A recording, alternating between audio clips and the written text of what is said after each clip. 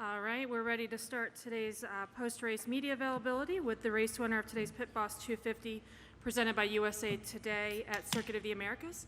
We have AJ Allmendinger, driver of the number 10 Celsius Chevrolet for Colleague Racing. We're going to go straight to questions for AJ. Please raise your hand. I have one question first. You have a question? Yeah, because I did an interview earlier today, and the person I did the interview with said if I won, he was going to sing live for everybody in the media center. So Rob, what? We'll do that after I'm done with this. Honestly, I don't know if I need to hear it, but he said he would. So he's taking requests. He said his favorite song to sing is Sir Mix-a-Lot, Baby Got Back. All right, well, we'll get through the Q&A first, and then we'll get to that. All right, we'll open it up to questions. We'll start here with Bob, and then we'll go to Rob, and then Holly.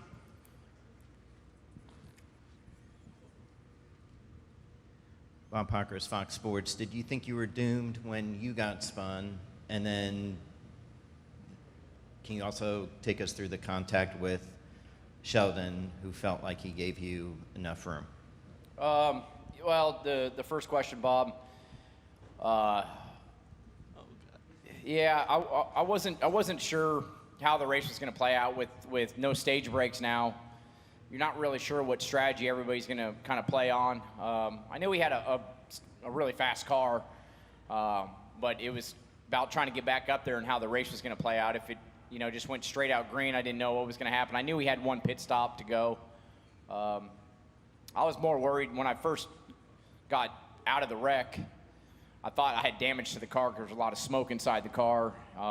So I was more worried about that at first, and then I kind of the fenders cleared themselves, and I kind of realized, okay, the car's okay at least. So just trying to get back up there. And then, I hate having contact for the lead like that. It's not something that, I get really excited about.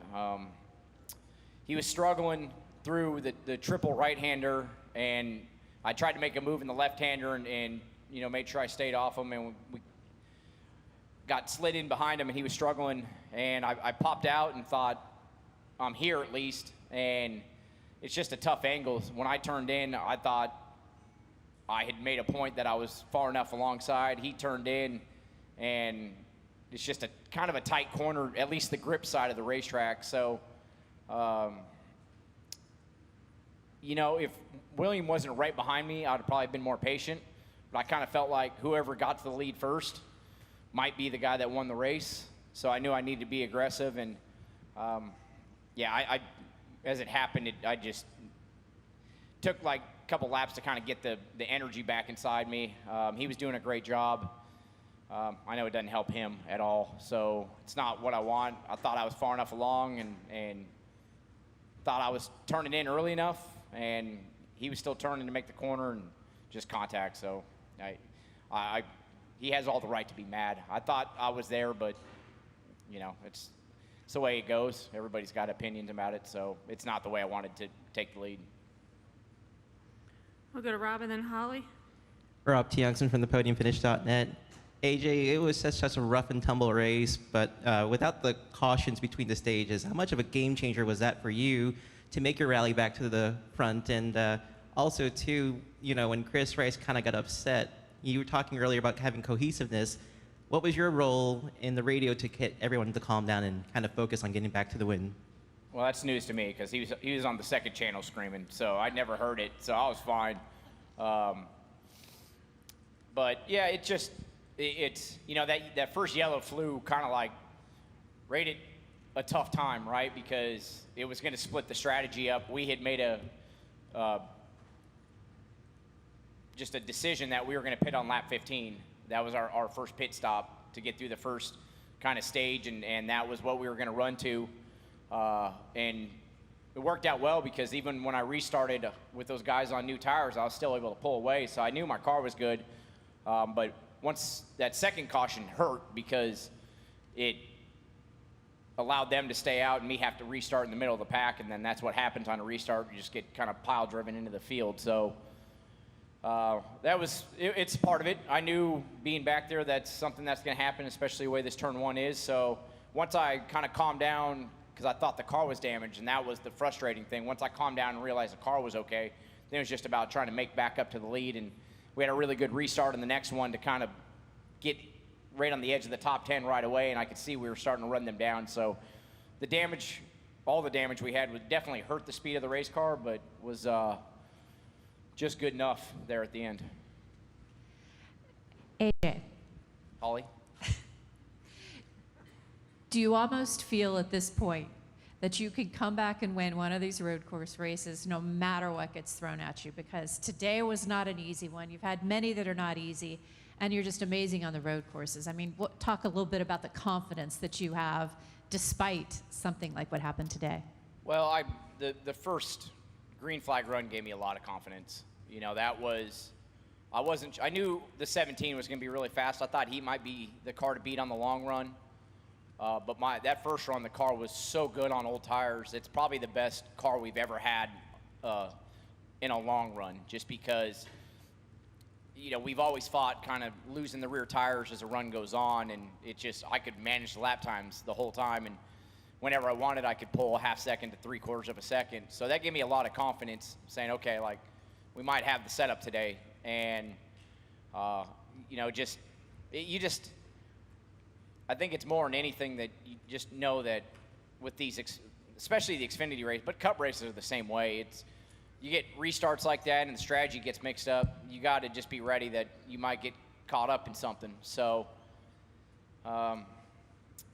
yeah, once the restart, when I had to restart 25th after the wreck, I got a really good restart, and I could still see the leaders, and I thought, okay, now you can just reset this race inside your head and start trying to pick them off one by one, and we were still catching the leaders as that was happening, so that definitely helped a lot.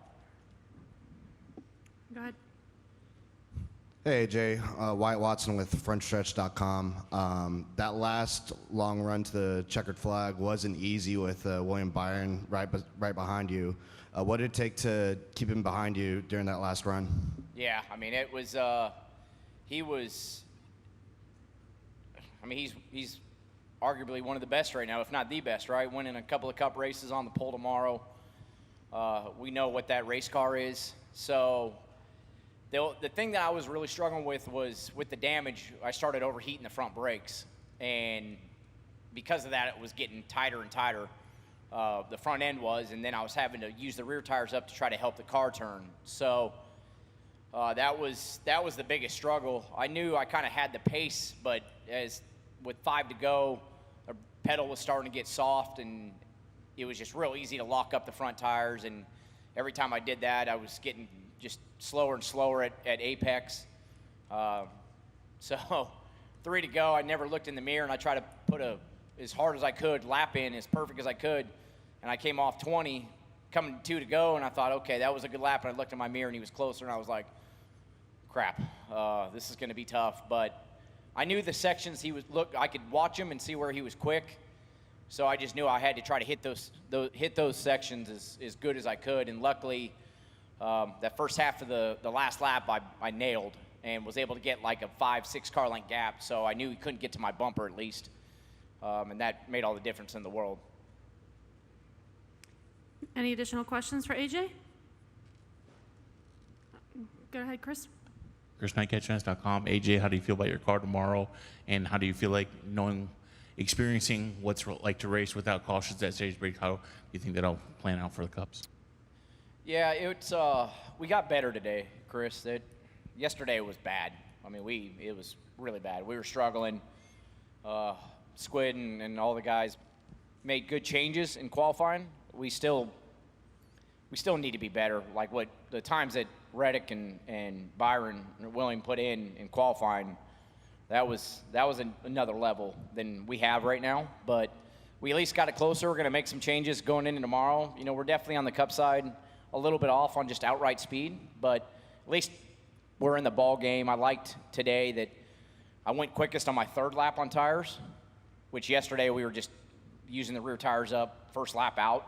So we got it closer. I don't know if it's a race-winning car, but I think we can fight inside the top 10 and at least give ourselves a shot, and we see how these races play out. You just got to be there at the end, and you at least have a shot at it. We'll go to Trey in the middle. We'll get a mic to you, Trey.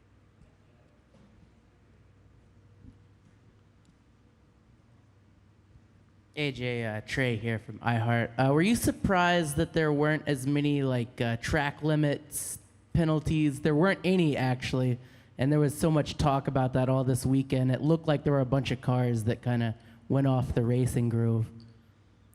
Yeah, it's that section's just tough. Like I wish we had more. We have guidelines, right? We know what 4 tires off, but it's so much time if you can be right on the ragged edge of straight shooting it and not getting called for it, or being right on the edge of actually being legal. And I mean, you can make up a half second through that section by just doing that. So, the way I try to race is you don't want to be so close that you are the guy that they have to make a decision on, because once they make the call, you're not going to fight it. It's their call. I wish we had curbing there to at least give us guidelines, and if you get shoved off, or you make a mistake, that's your own fault. But it is what it is, and you just try to be as smart as possible. I think it comes down to when you're chasing somebody, you take a little bit more. But when I was leading, I was just trying to be smart and never be on that edge of them having to make a call on me.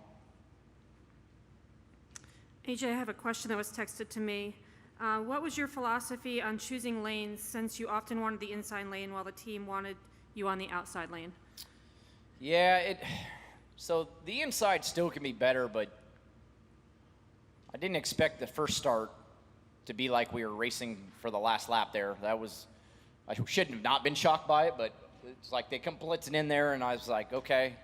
And then the second restart, so what got me in trouble there was I took the inside lane. I thought it was fine, and I think it was a 48 right at the last second.